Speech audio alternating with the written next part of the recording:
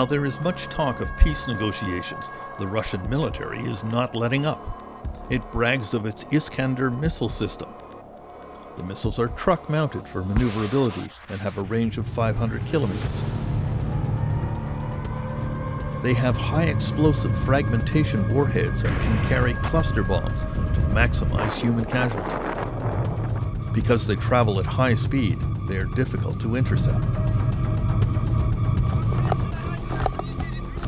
This recent Russian missile attack on Volodymyr Zelensky's hometown of Kryvyi Rih killed 20 people, including 9 children. One of the missiles landed in a playground. 2 more missiles with cluster warheads hit the Ukrainian city of Sumy on the morning of Palm Sunday, as people were on the way to attend church services, killing 35. Firemen had to work to free victims from their cars. They're losing at least 2,500 human beings, beautiful human beings, a week.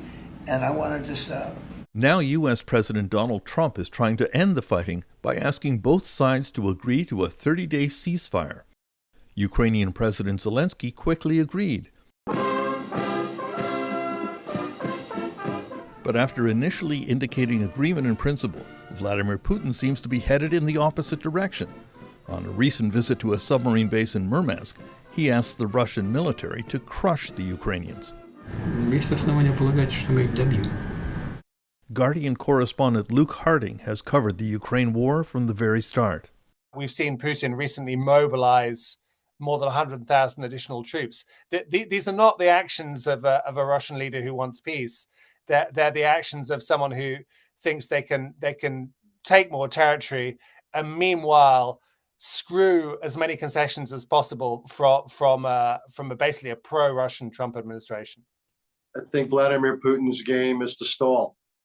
Richard Haass, the emeritus chairman of the Council on Foreign Relations, served in senior U.S. State Department roles under both Republican and Democratic administrations.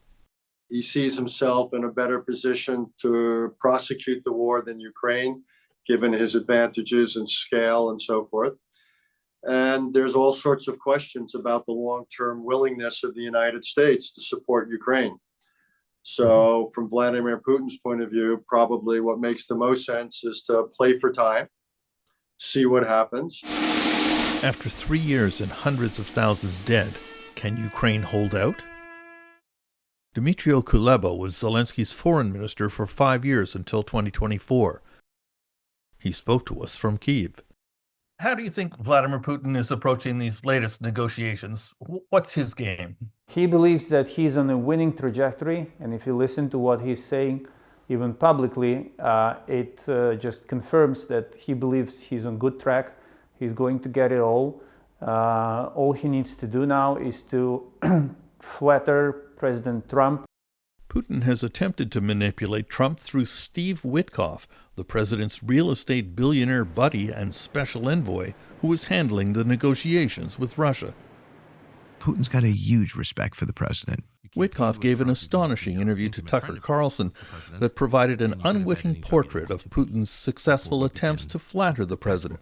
When the president was shot, he went to his local church and met with his priest and prayed for the president because he had a friendship with him and he was praying for his friend. I mean, there is a word to describe the Witkoffs of this world, and I think that's the word is sucker. Witkoff believing that Putin prayed for Donald Trump. I mean, come off it. I mean, it's for the birds, and I think it just shows the weakness of the people around Trump. Trump seems to have his own weakness for Vladimir Putin.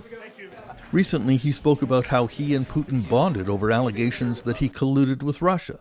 We had to go through the Russian hoax together. That was not a good thing. It's not fair. He thinks like Putin and he acts like Putin.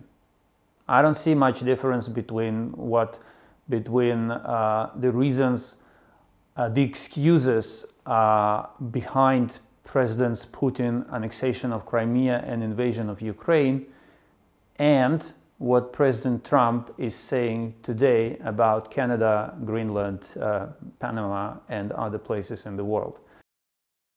After Putin seized Ukrainian territories by military force, he arranged so-called referendums there to sanction the forced accession to Russia, a move rejected by all Western leaders and the United Nations, but apparently recognized by Trump emissary Witkoff, who couldn't even name the territories in question. I think the largest issue in that conflict are these so-called four regions: Donbass, Crimea, the names Lugansk, and there's two others. They're Russian-speaking. Yep. There have been referendums where the overwhelming majority of the people have indicated that they want to be under Russian rule. Either he's clearly pushing the Russian narrative about the referendums which were held at the barrel of the gun in the illegally occupied territories, or he just does not understand what is happening there. Most everyone agrees that after a ceasefire, the Ukrainian territories that Russia has seized will remain in Russian hands, at least temporarily. I believe Ukrainians will never accept legal secession of these territories to Russia. How much time will it take to bring these territories back, and how they may be brought back? That's another question. The Ukrainians don't trust peace negotiations because they say Putin doesn't honor his ceasefire promises, like the ones he gave during these talks in 2019, before Russia's full-scale invasion. In between 2014 and 2022, Ukraine and Russia had agreed to, I think, around 20 ceasefires, and none of them held. And every time the pattern was the same. Russia would accuse Ukraine of provoking it, of breaking the ceasefire, violating the agreement. Nothing that we know about Putin suggests that he is willing to behave differently this time. In a Fox News interview, Trump indicated he was aware of Putin's desire to control all of Ukraine. They may make a deal, they may not make a deal, they may be Russian someday, or they may not be Russian someday. Ukraine's bargaining power will very much depend on whether the U.S. will keep supplying it with weapons.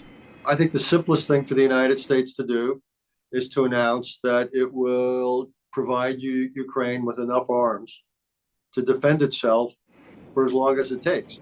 It might be $20, $30, $40 billion a year worth of arms, and it's open-ended. I think there has to be enough arms to persuade Putin that continued fighting will not achieve his goals, that he might as well accept the ceasefire. There has been much discussion from French President Macron and UK Prime Minister Keir Starmer of a coalition of the willing, countries inside and outside of NATO that are prepared to deploy troops in Ukraine to police a ceasefire. The UK is prepared to back this with boots on the ground and planes in the air. Russian Foreign Minister Sergei Lavrov has said that peacekeeping troops from NATO countries would be completely unacceptable to Russia.